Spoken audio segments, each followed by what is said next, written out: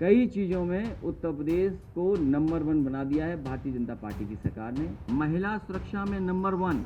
नमस्कार, आप देख रहे हैं यूपी तक और आपके साथ मैं हूं सुषमा। आज 5 अगस्त की तारीख बेहद खास हो गई है। इसे आप सियासी उत्सव कह सकते हैं। आपने देखा कि कैसे बीजेपी इस तारीख पर साल दर साल सियासी इतिहास लिखने की कोशिश करती जा रही है, तो वहीं समाजवादी पार्टी ने भी सत्ता में वापसी के लिए इस तारीख को बड़ा बना दिया। बीएसपी की राह पर समाजवादी पार्टी के नेता अखिलेश यादव साइकिल दौड़ाते नजर आए, तो उसके पहले प्रेस कॉन्फ्रेंस कर उन्होंने बीजेपी पर कई बड़े हमले किए। तो इस दौरान क्या कुछ खास बातें कही गई अखिलेश यादव की तरफ से, उस पर हम बात करेंगे और उन बातों का मतलब भी समझाने की और समझने की कोशिश करेंगे। तो देखिए कि कैसे यहाँ पर अखिलेश यादव योगी सरकार को नंबर 1 बताते हैं। आपको यकीन नहीं हो रहा होगा, लेकिन जरा सुनिए तब आपको यकीन होगा। महिला सुरक्षा में नंबर 1। विशेष जाति और धर्म के लोगों पर अत्याचार करने में नंबर 1। उत्तर प्रदेश बड़े बड़े पोस्टर होर्डिंग लगाकर अपनी नाकामी को छिपाने में number 1। Custodial death, judicial death में नंबर 1। झूठ बोलने में नंबर 1। फिर दोबारा बोल दूं मैं,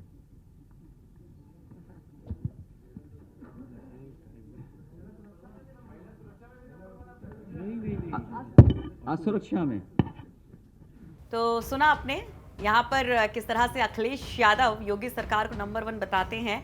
आप हैरान हो रहे होंगे, लेकिन दरअसल यहाँ पर नाकामियों में नंबर 1 की बात वो कह रहे थे। और इस दौरान टंग स्लिप यानी कि जुबान फिसलना जिसे कहते हैं, बिग मिस्टेक जो कहते हैं, वो हो गई अखिलेश से।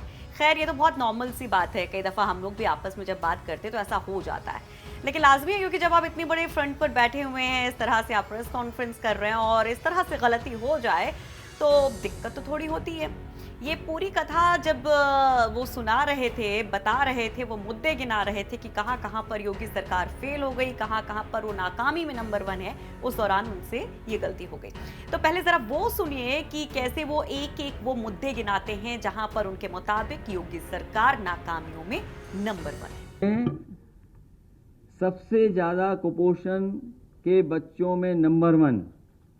उत्तर प्रदेश गंगा में लाशें बहाने में नंबर 1। उत्तर प्रदेश गंगा के किनारे दफन किए गए लाशों के ऊपर से कफन उतारने में नंबर 1। उत्तर प्रदेश लाशों के रेत में दफन करने में नंबर 1। उत्तर प्रदेश चिताओं के जलने में नंबर 1।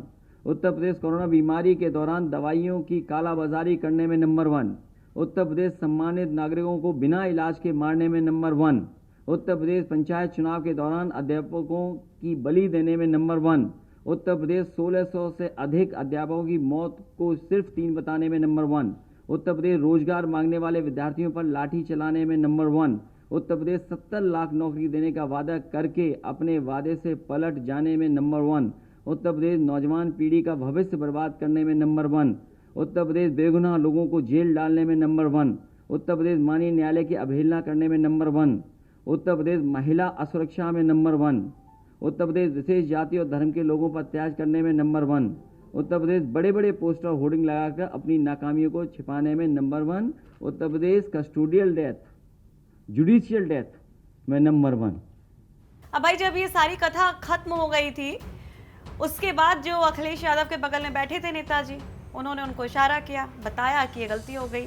तो थोड़ी देर के लिए अखिलेश यादव असहज हो जाते हैं, सकपका से जाते हैं, और ये लाजमी भी है। देखिए आप कैसे अखिलेश यहाँ पर थोड़ा सा इधर उधर देखने लगते हैं और बाद में कहते हैं कि लाइए फिर से गिनवा देते हैं, फिर से ये पढ़ देते हैं, बता देते हैं।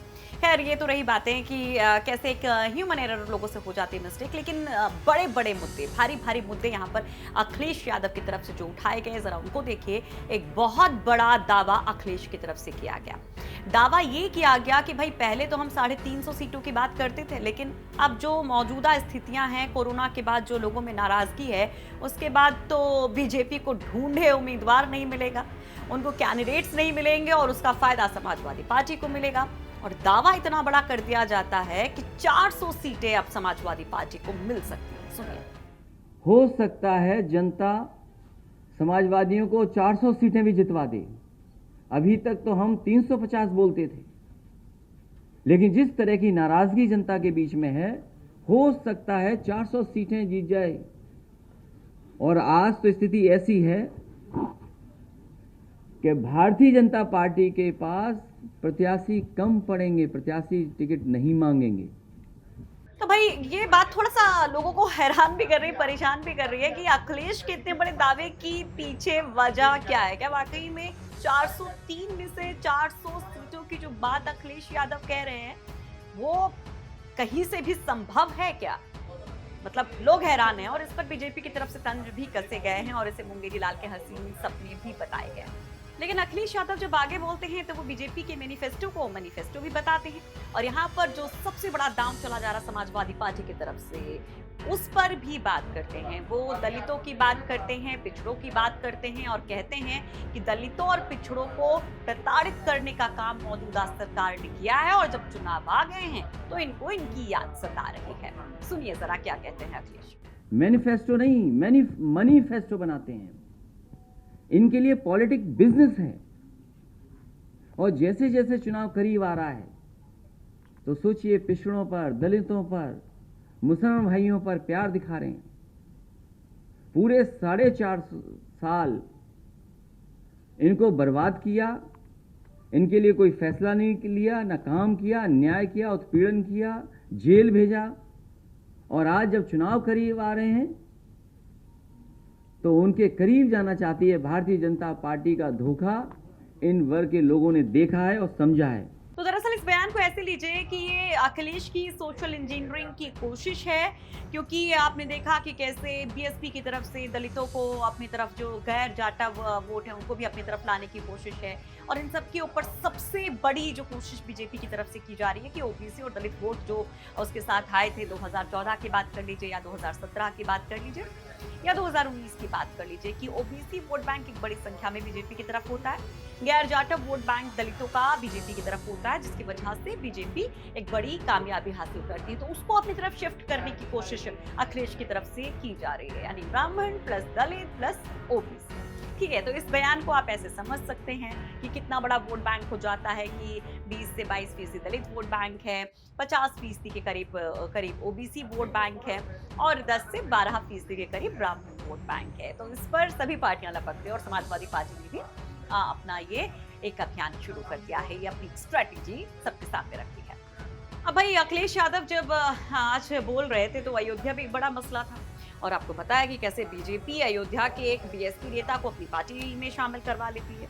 तो इस पर वो जितेंद्र सिंह बबलू का नाम तो नहीं लेते हैं, लेकिन एक बड़ा हमला कर देते हैं और कहते हैं कि भैया ये तो जनता को कंफ्यूज करते करते खुद ही कंफ्यूज हो गए हैं और अपराधियों को अपनाने लगे। जरा वो ही बयान सुनिए।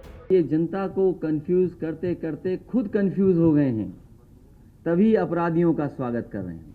तो हमारी कोशिश थी अखिलेश ने जो कुछ बोला उसके बड़े 5 पॉइंट्स आपको निकाल कर बताएं, समझाएं और इन सब के साथ चलते चलते आपको ये भी बता देते हैं कि किसानों, महंगाई के मुद्दे पर आज जो साइकिल निकाली गई, यात्रा निकाली गई है समाजवादी पार्टी की तरफ से, वो करारा हमला सिर्फ बीजेपी पर करती है। बीएसपी का ज्यादा जिक्र कहीं कोई नेता करता किसी जिला में नजर नहीं आता और अखिलेश भी सिर्फ बीजेपी पर ही हमलावर दिखाई देते। तो यहाँ पर सवाल ये उठता है कि क्या अखिलेश यादव एक मैसेज ये देने की कोशिश कर रहे हैं कि भैया फाइट में तो कोई और है नहीं, बीजेपी को पछाड़ सकती है तो सिर्फ और सिर्फ साइकिल, और यहाँ लड़ाई सिर्फ साइकिल और कमल के बीच है। तो हमारी कोशिश थी कि आज ये जो समाजवादी पार्टी की एक बड़ी स्ट्रेटेजी थी उसको हम समझ सके, समझा सकें, आपको बता सके कि अखिलेश यादव क्या कुछ करने की कोशिश कर रहे हैं सत्ता में वापसी के लिए। और उम्मीद करते हैं कि आपको ये रिपोर्ट पसंद आई होगी और ऐसे ही तमाम पॉलिटिकल खबरें आप तक विस्तार से रिपोर्ट के साथ, डीप एनालिसिस के साथ हम पहुंचाते रहेंगे और कोशिश करते रहेंगे आपके साथ मिलकर उस सवाल का जवाब तलाशने की जो पूछता है भाई यूपी किसका। देखते रहिए यूपी तक।